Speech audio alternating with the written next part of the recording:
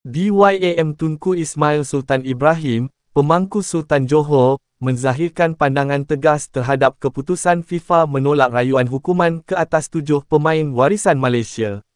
Baginda menyifatkan tindakan Badan Induk Bola Sepak Dunia itu sebagai satu salah tafsir terhadap undang-undang yang jelas termaktub dalam peraturan FIFA sendiri. Menurut Tunku Ismail, artikel 22 dalam Kod Tata Tertib FIFA secara terang menyatakan bahawa tindakan disiplin hanya boleh diambil terhadap individu yang memalsukan atau menggunakan dokumen palsu. Namun dalam kes ini, pemain-pemain terbabit tidak terlibat dalam sebarang pemalsuan dokumen, sekaligus menjadikan keputusan FIFA itu tidak selaras dengan peruntukan undang-undang yang sah.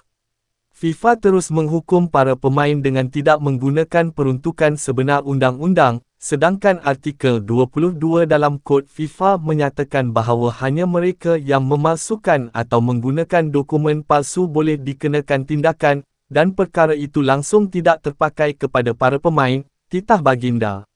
Dengan kata lain, hukuman yang dikenakan ini tidak berasaskan undang-undang dan kelihatan lebih bersifat bermotif politik berbanding sebab yang sebenar.